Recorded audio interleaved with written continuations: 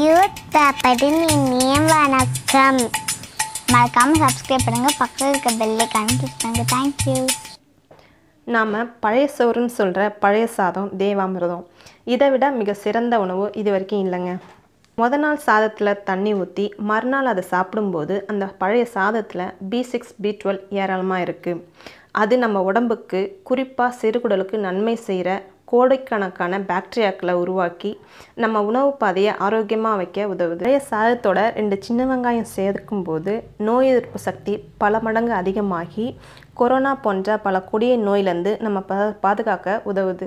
அமெரிக்காவில் வசிக்கிற இந்திய விஞ்ஞானி பிரதீப் பழைய சாதத்தை பற்றி ஆராய்ச்சி செஞ்சு சில விஷயங்களை சொல்லியிருக்காரு. அது என்னென்னா, காலையில் டிஃபனுக்கு பதிலாக பழைய சாதத்தை சாப்பிட்றதால உடம்பு லேசாகவும் அதே சமயம் சுறுசுறுப்பாகவும் இருக்குது.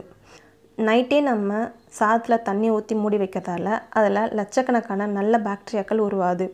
அப்படி உருவாகிற அந்த சாதத்தை நம்ம சாப்பிடும்போது அது உடம்போட சூட்டை தணிக்கிறதோட குடல் புண் வயிற்று வலியையும் போக்குது.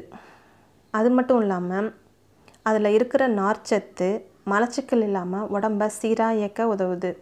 இந்த பழைய சாதத்தை நம்ம தொடர்ந்து சாப்பிட்டு வந்தோம்னா ரத்த அழுத்தம் குறையதோட உடல் எடையும் குறையும். மிக முக்கியமான விஷயம் என்னென்னா, ஒரு நாள் ஃபுல்லாக உடம்புக்கு தேவையான சக்தியை இந்த பழைய சாதம் கொடுக்குது.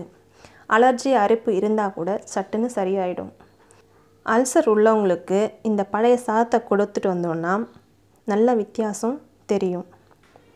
பழைய சாதத்தை நம்ம டெய்லி எடுத்துக்கிறதால ஆரோக்கியமாகவும் அதே சமயம் இளமையாகவும் இருக்கலாம். நமக்கு நோய் எதிர்ப்பு சக்தி அதிகமாக தேவைப்படுற இந்த டைமில் தேவாமிர்தத்துக்கு ஈடான பழைய சாதத்தை எல்லோரும் சாப்பிட்டு நோய் எதிர்ப்பு சக்தியை அதிகமாக்கி ஆரோக்கியமாக வாழ்வோம். நன்றி. இந்த வீடியோ பிடிச்சிருந்தா லைக் பண்ணுங்கள், மறக்காமல் சப்ஸ்கிரைப் பண்ணுங்கள், பக்கத்தில் இருக்க பெல் ஐக்கானையும் கிளிக் பண்ணுங்கள். தேங்க்யூ.